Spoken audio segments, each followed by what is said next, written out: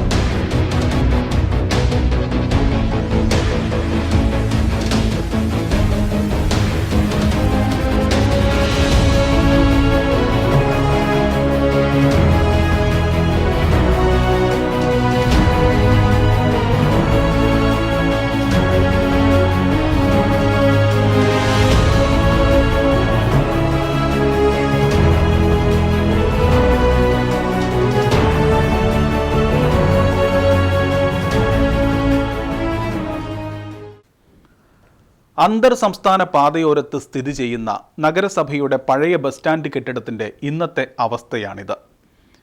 യഥാസമയത്ത് അറ്റകുറ്റപ്പണികൾ നടത്താത്തതിനാൽ കെട്ടിടത്തിൻ്റെ മിക്ക ഭാഗങ്ങളും അടർന്നു വീഴാറായ നിലയിലാണ്. ചില ഭാഗങ്ങളിൽ കോൺക്രീറ്റുകൾ അടർന്ന് ദ്രവിച്ച ഇരുമ്പ് കമ്പികൾ കണ്ടു തുടങ്ങിയിരിക്കുന്നു. ബസ്സുകൾ കാത്തു നിൽക്കുന്നവരുടെ തലയിലേക്ക് ഏതു നിമിഷവും വീഴാവുന്ന നിലയിലാണ് മുൻവശത്തെ കോൺക്രീറ്റ് പാളികൾ തൂങ്ങി നിൽക്കുന്നത്. ഭീമുകളുടെ പ്രധാന ഭാഗങ്ങളെല്ലാം വിണ്ടുകീറിയിട്ടുണ്ട്. തൂണുകളുടെ താഴ്ഭാഗവും കോൺക്രീറ്റുകൾ തകർന്ന് കമ്പികൾ പുറത്തു കാണാം. കുട്ടികളെ അടക്കം കൊണ്ട് യാത്രക്കാർ ബസ് കാത്തു നിൽക്കുന്ന പഴയ ബസ് സ്റ്റാൻഡിൽ തലയ്ക്ക് മുകളിൽ ഏതു നിമിഷവും അടർന്നു വീഴാവുന്ന കെട്ടിട ഭാഗങ്ങളാണെന്ന് പലർക്കും അറിയില്ല. കെട്ടിടത്തിലെ കച്ചവടക്കാരാണ് യാത്രക്കാർക്ക് പലപ്പോഴും മുന്നറിയിപ്പ് നൽകാറുള്ളത്.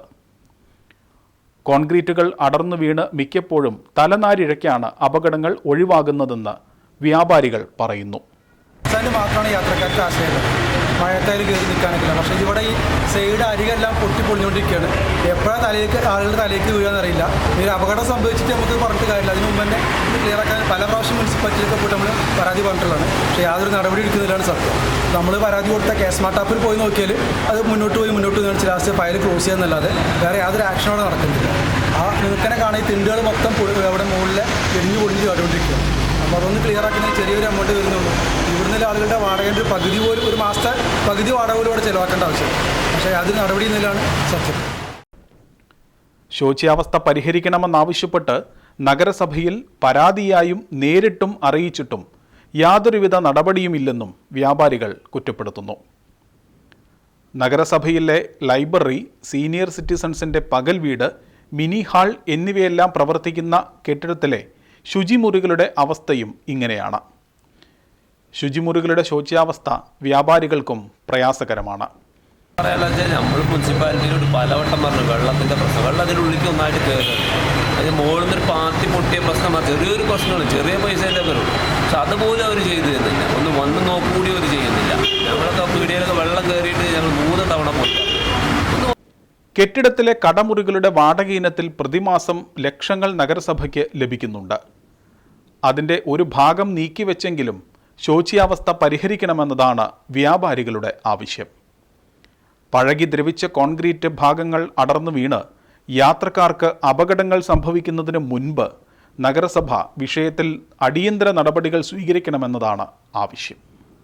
നിലമ്പൂരിൽ സഹാറ സ്റ്റോഴ്സ് ഒരുക്കുന്നു പ്രീമിയം ക്വാളിറ്റി ടൈൽസുകളും ഗ്രാനൈറ്റ്, സാനിറ്ററി എന്നിവയുടെ വിപുലമായ ശേഖരം, അതും ഏറ്റവും കുറഞ്ഞ വിലകളിൽ.